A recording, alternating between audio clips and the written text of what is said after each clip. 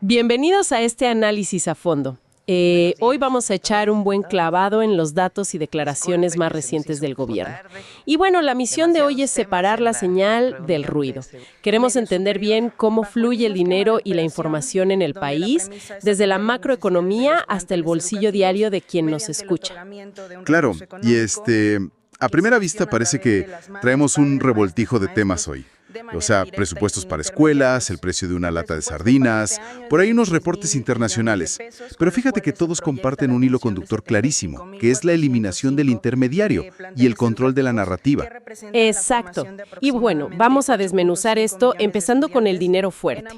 El programa La Escuela es Nuestra proyecta una inversión histórica de 350,000 millones de pesos para 2030 en infraestructura educativa. Es un dineral. Edificio, en lugar de contratar a una constructora gigantesca para remodelar, pues le diera el dinero en la mano a los inquilinos para que ellos mismos administren la obra. Ajá, exacto. Pero a ver, entregarle millones de pesos directo a padres de familia sin experiencia en construcción o administración pública, ¿no es una receta perfecta para la corrupción o el desastre? Pues mira, lo fascinante aquí es justamente cómo el sistema voltea esa lógica, esa idea basada en la desconfianza, porque al eliminar por completo a los intermediarios burocráticos, los fondos van directos a comités de padres de familia. Ok.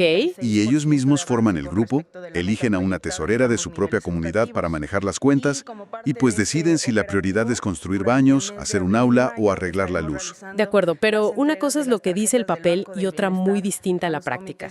¿Realmente se aplica bien ese dinero? Según las cifras oficiales, sí. Digo, estamos hablando de más de 72,000 asambleas ciudadanas realizadas tan solo este año. Y fíjate que las irregularidades reportadas se mantienen por debajo del 2%. ¡Wow! ¡Qué bajo! Sí, porque la vigilancia funciona. O sea, la misma comunidad está supervisando la escuela de sus propios hijos. Claro.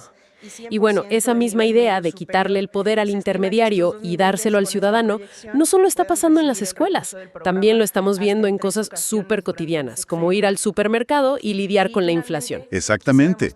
Es dar el salto de la infraestructura escolar directo a la canasta básica. Y aquí es donde se pone muy interesante el asunto del poder de los datos para el consumidor, sobre todo con las cifras de la Profeco. Por un lado, vemos que el Finabién se posiciona como la mejor remesadora, dándote 7,301 pesos por cada $400. ¿Nada mal? Nada mal, la verdad. Pero en lo cotidiano hay variaciones loquísimas. Por ejemplo, una misma lata de sardinas te puede costar 18 pesos con 40 centavos en un lugar y hasta 41 pesos en otro. Pero, a ver, siendo muy sinceros, ¿realmente hace diferencia para la macroeconomía nacional saber el precio exacto de una sardina? ¿O saber con lupa qué gasolinera elegir? Pues si conectamos esto con el panorama general, la respuesta es un rotundo sí. O sea, la visibilidad de los datos es un arma directa contra la inflación. Toma el caso de las gasolineras, por ejemplo. El gobierno mantiene un subsidio a través de un descuento al IEPS. ¡Ah, el impuesto a la gasolina! Ese mero. Y bueno, representa más de 5,000 millones de pesos a la semana. Todo esto justamente para evitar que se disparen los precios. Sí, pero de repente uno pasa por ciertas gasolineras y cobran carísimo de todos modos. Exacto, porque intentan embolsarse ese subsidio estatal en lugar de pasarlo al cliente. Pero al publicar los precios en tiempo real y evidenciar qué gasolineras hacen esto, pues creas un castigo social y económico, claro. Claro, la gente simplemente se va a la competencia. Justamente, el consumidor se va y la gasolinera abusiva se ve obligada a bajar el precio para no quebrar. O sea, los datos fuerzan al mercado a ser justo. Ahora, pasar de hablar de la gasolinera a hablar de la ONU puede sonar a un brinco enorme para quien nos escucha hoy, pero en el fondo sigue siendo esta misma lucha por la información. Totalmente. Y esto nos lleva a dos controversias recientes en los medios. Por un lado, están todas estas críticas sobre el envío de obras de Frida Kahlo de la colección Hellman a España, que bueno, generó preocupación sobre una posible pérdida de patrimonio. Y por el otro, un reporte muy crítico del Comité de Desaparecidos de la ONU señalando una crisis de derechos humanos. Manteniendo total imparcialidad ante las inquietudes de los críticos y revisando la respuesta oficial, ¿qué significa todo esto? Pues mira, significa una disputa enorme por la precisión y el rigor de los datos. Sobre el tema del arte, el gobierno ya aclaró que la obra no se vendió, o sea, Es un préstamo amparado legalmente. Es una colección privada con declaratoria de monumento artístico y tiene estipulado regresar a México en 2028.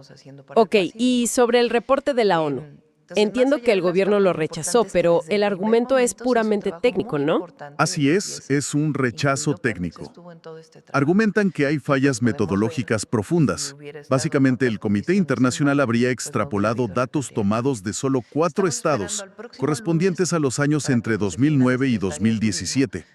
Y con eso intentaron diagnosticar la situación de todo el país, pero para el año 2025. Wow, eso sí plantea una pregunta súper importante sobre el choque actual entre las metodologías de estos organismos internacionales, frente a las posturas soberanas que exigen mayor rigor. Claro. Exacto. Exigen más rigor antes de aceptar diagnósticos globales. Pues sí. Al final, todo esto nos muestra que tener acceso directo a la información te cambia por completo las reglas del juego, ya sea construyendo un aula rural, forzando a una gasolinera a bajar sus precios o evaluando reportes internacionales. Así es.